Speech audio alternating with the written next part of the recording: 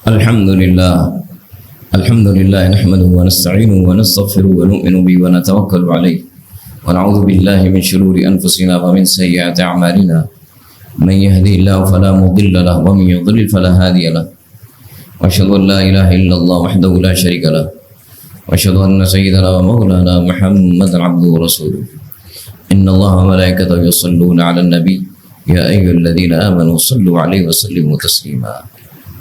یہ سورہ بقرہ کی آیت نمبر 174 75 اور 76 ہے. اس کا کچھ حصہ پہلے بیان ہوا تھا 174 کا. اس سے پہلے 173 ہے. اس کا کچھ حصہ پہلے بیان ہوا تھا. اس میں اللہ تعالیٰ نے فرمایا کہ میں نے تم پہ مردار کو حرام کیا، خون کو حرام کیا، خنزیر کو حرام کیا، اور جن چیزوں کو اللہ کے سوا دوسروں کے نامزد کیا جائے ان کو حرام کیا. ان حرام چیزوں کو بیان کرنے کے بعد فرمایا فَمَنِ اضْطُرَّ غَيْرَ بَاغٍ وَلَا عَادٍ فَلَا إِثْمَ عَلَيْهِ. ایک آدمی حالت اضطرار میں جیسے کسی کو موت آ رہی ہے، موت اس وجہ سے آ رہی ہے کہ اس کے پاس کھانے کا کچھ نہیں اور کھانے کا اس کو مل بھی نہیں سکتا، اور صرف اس کے پاس یہ حرام چیزیں ہیں. اس وقت اس کی جان جا رہی ہے. اس وقت اپنی جان بچانے کے لیے وہ حرام کھا سکتا ہے، لیکن ایک بات یہ ضروری ہے کہ نہ کھانے کی وجہ سے اس کی جان جا رہی ہے. اگر کھائے گا نہیں تو جان چلی جائے گی. اور دوسرا، اس کے پاس اور کھانے کے لیے کچھ بھی نہیں ہے. تو فرمایا پھر وہ ان چیزوں کو کھا سکتا ہے لیکن غیر باغن، کھانے میں لذت نہیں لے گا، بغیر لذت لیے لے گا، جان بچانے کے لیے لے گا. ولا عادن، اور اتنا کھائے گا جس سے اس کی جان بچے، اس سے زیادہ بھی جائز نہیں. اگر جان 6 لقموں سے بچتی ہے تو 7 نہیں کھائے گا، صرف جان بچانے کے لیے کھائے گا. فلا اسماعیلی، اس پہ گناہ نہیں. ان اللہ غفور رحیم، اللہ تعالیٰ معاف کرنے والا اور رحم کرنے والا ہے. اس سے گناہ اٹھایا گیا ہے. آگے فرمایا اگلی آیت میں ایک اور حرام کا ذکر کیا. وہ کیا حرام ہے کہ جب انسان اللہ کے حکموں کو چھپاتا ہے، اور چھپانے کی غرض یہ ہوتی ہے کہ دنیا اس سے ملے، دنیا کی لالچ میں اللہ کے حکموں کو چھپاتا ہے، تو خنزیر کے بعد اس کو ذکر کیا. اللہ کے حکموں کو چھپاتا ہے دنیا کے لیے، خنزیر اور خون کے بعد ذکر کیا، اور مردار کے بعد ذکر کیا. وہ جو دنیا کما رہا ہے اللہ کے حکموں کو چھپا کے، وہ خنزیر سے کم نہیں ہے، اس سے بری ہے. اللہ کے حکموں کو چھپا کے دنیا حاصل کرنا وہ بدترین چیز ہے. اس لیے فرمایا ان الذین یکتمون ما انزل اللہ من الکتاب، جو اللہ نے کتاب میں حکم اتارے ان کو جو چھپاتا ہے. وَيَشْتَرُونَ بِهِ ثَمَنًا قَلِيلًا، جنہوں نے جو چھپاتے ہیں اور اس کے بدلے میں تھوڑا بدلہ لیتے ہیں. تھوڑا بدلہ کیا زیادہ بدلہ جائز ہے؟ نہیں.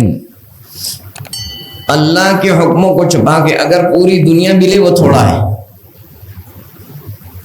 اللہ کے حکم بڑے ہیں.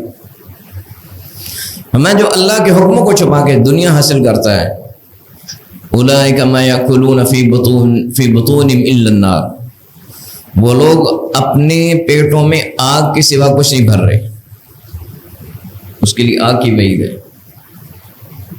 دنیا کی چیزیں لیکن مرنے کے بعد اس کا انجام آگ ہے. وَلَا يُكَلِّمُهُمُ اللَّهُ يَوْمَ الْقِيَامَةِ، قیامت کے دن اللہ ان سے کلام نہیں کرے گا، اللہ ان سے ناراض ہوگا. جب عدالت لگتی ہے، عدالت میں مجرم سے بھی بات کی جاتی ہے. عدالت مجرم سے بھی بات کرتی ہے. قیامت کے دن جب عدالت لگے گی، وہ مجرم جنہوں نے اللہ کا حکم چھپایا، اللہ ان سے بات بھی نہیں کرے گا، اللہ کی ان سے ناراضگی زیادہ ہوگی. ان سے گفتگو فرشتوں کے ذریعے ہوگی، تو اللہ تعالیٰ ان سے بات ہی نہیں فرمائے گا. ولا یزکیم، ان کو گناہوں سے بھی پاک نہیں کرے گا. قیامت کے دن کچھ ایمان والوں کو بھی عذاب ملے گا، بعض ایمان والوں کو بھی عذاب ملے گا. وہ کیوں ملے گا؟ جن کے گناہ ایسے ہوئے کہ ان کے گناہ معاف نہ ہوئے، تو ان کے گناہوں کو دھونے کے لیے عذاب ملے گا. عذاب سے ان کے گناہ صاف ہوں گے، پھر وہ جنت میں جانے کے اہل ہوں گے. ان ایمان والوں کو جو عذاب ہوگا گناہوں کو صاف کرنے کے لیے ہوگا. لیکن جن مجرموں نے اللہ کے حکموں کو چھپایا ہے اور اس کے بدلے میں دنیا کمائی ہے، ان کو گناہوں سے اس دن پاک بھی نہیں کیا جائے گا. وَلَهُمْ عَذَابٌ أَلِيمٌ، اور ان کے لیے دردناک عذاب ہے. یہ بڑے ناکام لوگ ہیں. أُولَٰئِكَ الَّذِينَ اشْتَرَوُا الضَّلَالَةَ بِالْهُدَىٰ، ان لوگوں نے ہدایت کے بدلے میں گمراہی کمائی ہے. وَالْعَذَابَ بِالْمَغْفِرَةِ، اور مغفرت کے بدلے میں عذاب کمایا ہے. اگر اللہ کے حکموں کو پہنچاتے اور بتاتے، چھپاتے نہیں، وہ ہدایت تھی. انہوں نے گمراہی کو کمایا. اور اللہ کے حکموں کو چھپاتے نہیں، لوگوں کو بتاتے تو مغفرت ملتی، لیکن انہوں نے عذاب کو خریدا. فما اصبرهم علی النار، فرمایا یہ لوگ عذاب جہنم میں اتنے تیار ہیں، ان کو پتہ نہیں جہنم کی عذاب کتنا سخت ہے. یہ لوگ جہنم پہ کتنا زیادہ صبر کرنے والے ہیں. جس طرح کوئی آدمی اپنی ناکامی کی طرف جا رہا ہو تو اس کو کہا جاتا ہے یہ کتنی اپنی بربادی خرید رہا ہے، کتنی زیادہ اپنی تباہی کا سودا کر رہا ہے، اور اس پہ کتنا خوش ہے، کتنا مطمئن ہے. اس لیے فرمایا فما اصبرهم علی النار، یہ لوگ جہنم کی آگ پہ کتنا زیادہ صبر کرنے والے ہیں. ان کو جہنم کی آگ ملے گی، یہ اس طرح کر رہے ہیں، جہنم پہ جا رہے ہیں. ذالک بان اللہ نزل الکتاب بالحق، یہ عذاب کیوں ملے گا؟ اس لیے کہ اللہ نے یہ کتاب اتاری حق کے ساتھ. اس میں جو حق ہے وہ لوگوں کو پہنچنا چاہیے، اس حق کو چھپانا نہیں ہے.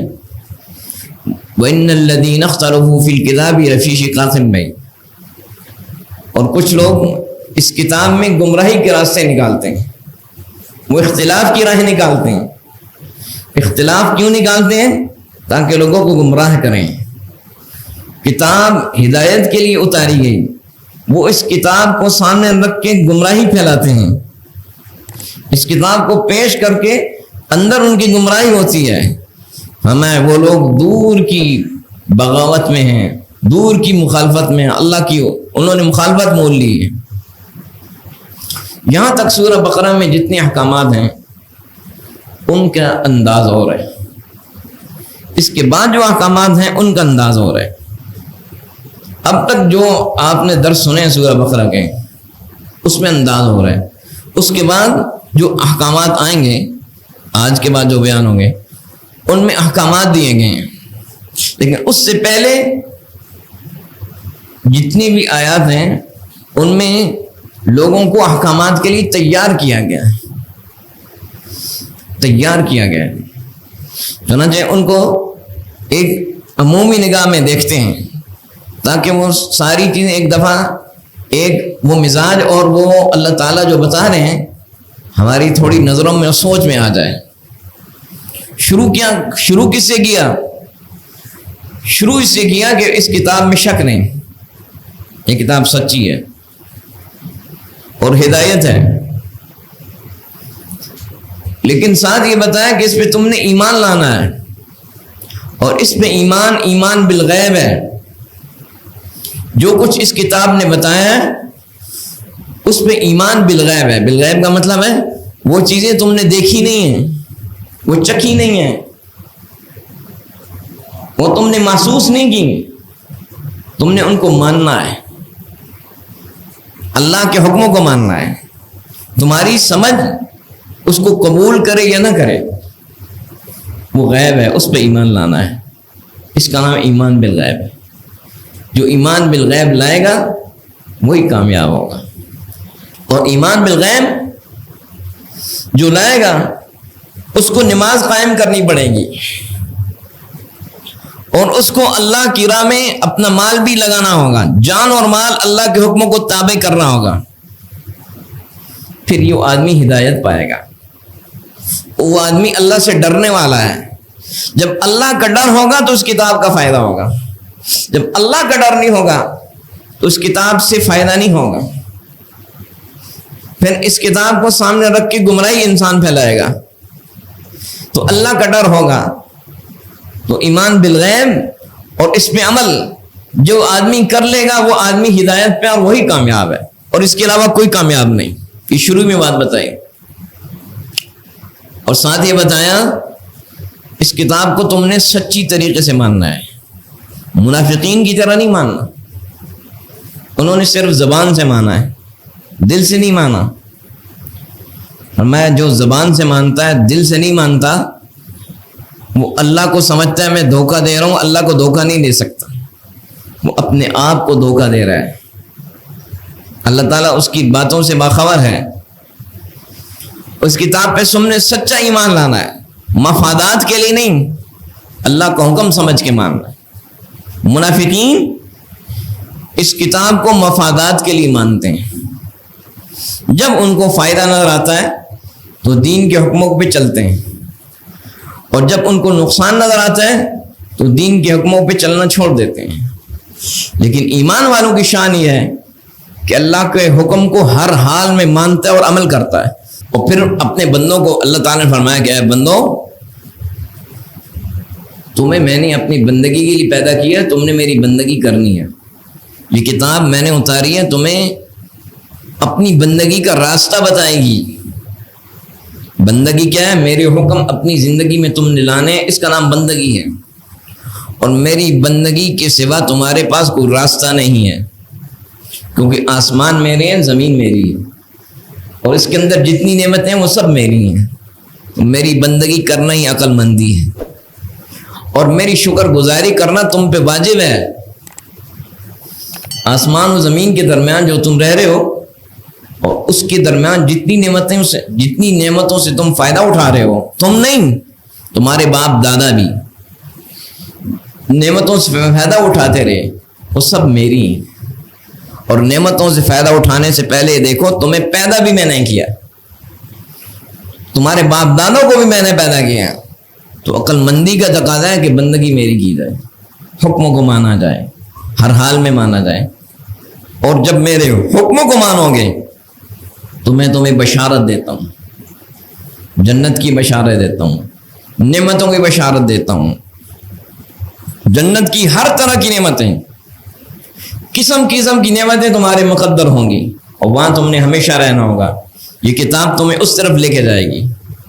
اور پھر بندوں کو بتایا کہ دنیا میں آنے کا مقصد تم نے سمجھنا ہے. تم دیکھو کہ تم آئے کہاں سے ہو. تم آئے ہو اپنے باپ دادا سے, تو تمہارے باپ دادا اوپر سے آئے ہیں حضرت آدم علیہ السلام سے. انسان دنیا میں آدم علیہ السلام سے آگے آئے ہیں. آدم علیہ السلام کو زمین پہ اس لیے اتارا کہ وہ اللہ کے خلیفہ تھے. اللہ کے خلیفہ تھے. اللہ کے حکموں کو زمین پہ لاگو کرنے کے لیے اتارا کہ تم میرے نائب ہو. اے بندو, تم اس آدم کی اولاد ہو. تم دنیا میں تمہارے والد کو اتارا گیا کہ میرے حکموں کو اس زمین پہ لاگو کریں. تم اپنے آنے کا مقصد سمجھو. اس لیے اس شیطان سے بچو, شیطان کہیں گمراہ نہ کر دے. آدم علیہ السلام سے تمہارا دشمن ہے, یہ تمہیں گمراہ کرے گا. وہاں سے آدم علیہ السلام سے اس کی دشمنی ان کی ساری اولاد سے چل رہی ہے, اس لیے اس سے بچنا ہے. میری ہدایت پہ چلنا ہے, جب میری ہدایت پہ چلو گے تو نہ تم پہ خوف ہوگا نہ غم ہوگا۔ اور پھر بندوں کو مثال دی اللہ تعالیٰ نے، اس کتاب کو تم نے اس طرح نہیں لینا جس طرح یہودیوں نے لیا، تم نے اس طرح لینا ہے جس طرح محمد صلی اللہ علیہ وسلم کو حکم اور ان کی امت کو حکم ملا ہے، اس طرح لینا ہے۔ یہودیوں کو بھی حکم پورا تھا، لیکن مثال دی کہ انہوں نے کتاب کو سامنے رکھ کے گمراہی اختیار کی۔ انہوں نے کہا کہ ہم نے کتاب اللہ کی اپنائی ہے، لیکن اللہ کی کتاب نہیں اپنائی۔ انہوں نے نافرمانی کی، میں اس طرح نہیں کرنا تم نے۔ اللہ کی نعمتوں سے فائدہ اٹھاتے ہوئے بھی انہوں نے ناشکری کی، اور اللہ کی کتاب کو یہ کہنا کہ میں نے اپنائی ہے، اور پھر اس میں گمراہی کے راستے نکالنا جب آدمی کرتا ہے تو اللہ اس کے دل کو ٹیڑھا کر دے۔ کتاب ہے سیدھی اور یہ حکم دیتی ہے سیدھا، اور جو اس کتاب کو لیتا ہے اور اس میں سے ٹیڑھ نکالتا ہے پھر اللہ اس کے دل کو ٹیڑھا کر دیتا ہے، پھر وہ آدمی ہدایت سے محروم ہو جاتا ہے۔ جس طرح یہودی ہوئے، وہ ٹیڑھے کتنے ہوئے؟ جگہ جگہ پہ ٹیڑھے ہوئے۔ موسیٰ علیہ السلام اللہ سے ہم کلام ہوئے تو ان کو ساتھ لے گئے اللہ کا کلام سنانے کے لیے۔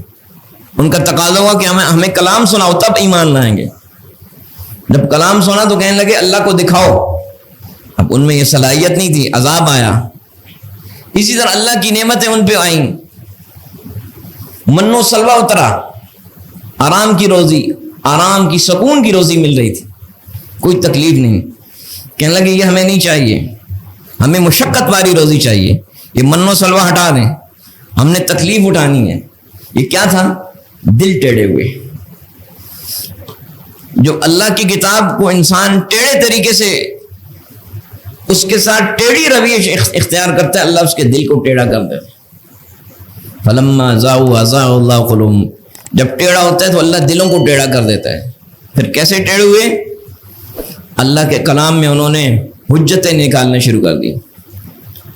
حجتیں، وہ حکم ہوا ہفتے کا دن تمہارے لیے عبادت کا ہے، مسلمانوں کو جمعے کا دن دیا گیا، اس میں تم نے شکار نہیں کرنا مچھلیوں کا۔ انہوں نے اس میں ہیلے نکالے، ہیلے نکال کے شکار شروع کر دیا۔ اللہ نے ان کو بندر و سور بنایا۔ اب میرے حکم کو بغیر ہیلے کے ماننا ہے، ہیلے نہیں نکالنے۔ بندر و سور بنایا۔ ہیلا کیا نکالا انہوں نے؟ مچھلیوں کو شکار حرام تھا کہ مچھلیوں کو شکار تم نے نہیں کرنا، اور امتحان بھی آیا کہ ہفتے کے دن مچھلیاں اوپر آتی تھیں، باقی دنوں میں مچھلیاں نیچے جاتی تھیں۔ تو انہوں نے کہا ہفتے کے دن مچھلیاں اوپر آتی ہیں، وہ شکار منع ہے، ہم ہیلا نکالتے ہیں۔ جو ان کی مچھلیوں کے تالاب تھے ان میں سے انہوں نے نالیاں نکالی، اور نالیاں نکال کے اپنے گھروں میں حوض بنائے۔ اب جب مچھلیاں اوپر آتی تھیں ان نالیوں سے تیرتے ہوئے ان کے گھروں میں آ جاتی تھیں، حوضوں میں، پھر آگے وہ رکاوٹ لگا دیتے تھے۔ ہفتہ گزرتا تھا ان کو نکالتے تھے، کہتے تھے ہم نے شکار تو نہیں کیا نا، ہیلا کیا، یہ ہیلا کیا، کہ اللہ کے حکم سے ہیلا نکالیں۔ ورنہ یہ جو ہیلا کیا نا، میں نے ان کو بندر و سور بنا دیا، کونوا قردۃ خاسئین۔ اس لیے بندوں کو مثال دی کہ میرے حکموں سے نکلنے کے لیے ہیلے نہیں نکالنے، حجتیں بھی کی انہوں نے۔ اللہ کا حکم ہوا کہ یہ گائے ذبح کرو، حجتیں شروع کر دی، اس طرح کرو، اس میں سوالات شروع کر دیے۔ فرمایا جب میرے حکم میں جو حجت بازی کرتا ہے، نکتہ چینی کرتا ہے، پھر اس کا دل سخت ہو جاتا ہے، جیسے یہودیوں کا دل سخت ہوا۔ تم نے ایسا نہیں کرنا، میرے حکم کو ماننا ہے۔ ان کے دل سخت ہوئے، کیسے؟ پتھر سے زیادہ سخت ہوئے۔ فرمایا پتھر میرا حکم ماننے میں سخت نہیں ہے، تمہیں سخت لگتا ہے، پتھر تمہارے لیے سخت ہے، میرا حکم ماننے کے لیے نرم ہے۔ فرمایا پتھر میں اللہ کا اتنا ڈر ہے، شک ہوتا ہے اس سے پانی نکلتا ہے میرے ڈر سے، پتھر میرے ڈر سے اوپر سے لڑکتا ہے، یہبط من خشیت اللہ، اللہ کے حکم سے نیچے گرتا ہے۔ لیکن جب انسان اللہ کے حکموں سے بغاوت کرتا ہے تو اس کا دل پتھر سے زیادہ سخت ہو جاتا ہے. پھر یہودیوں کے دل پتھر سے زیادہ سخت ہوئے, بغاوت و نافرمانی میں پتھر سے زیادہ آئے. پھر اللہ کی نافرمانیاں کر کے بھی مطمئن رہے, بچڑے. وہ انہوں نے کیا کیا؟ شرک کیا. تو کہنے لگے شرک ہمیں معاف ہے, جتنے دن شرک کیا اتنے دن ہوئے سزا ہوگی, باقی نہیں ہوگی. اللہ نے فرمایا شرک کی سزا ہمیشہ کے لیے, شرک سے جب تک توبہ نہ ہو. یہ ان کے دل سخت تھے, اور دل سخت تھے اللہ کے حکموں پہ. انہوں نے انکار شروع کیا اور حجتیں نکالنی شروع کی, اس کی مخالفت اور بغاوت شروع کی. اللہ نے ان کے دلوں کو سخت کر دیا, وہ آپس میں لڑائیاں پیدا کر دی, آپس کے فسادات شروع ہو گئے. تو اس لیے کہا کہ تمہیں جو اللہ کا حکم مل رہا ہے اس حکم کو پورا ماننا ہے اور سچے دل سے ماننا ہے. اس کو حکم کو قبول کرنے میں دل کو ٹیڑھا نہیں کرنا, ورنہ تم پورے ٹیڑھے ہو جاؤ گے اور تمہاری ہر چیز بربادی کی طرف جائے گی جیسے ان کی گئی ہے. اور کہا تمہیں پیروی کس طرح کرنی ہے؟ تمہیں پیروی حضرت ابراہیم علیہ السلام کی کرنی ہے. اس امت کو بتایا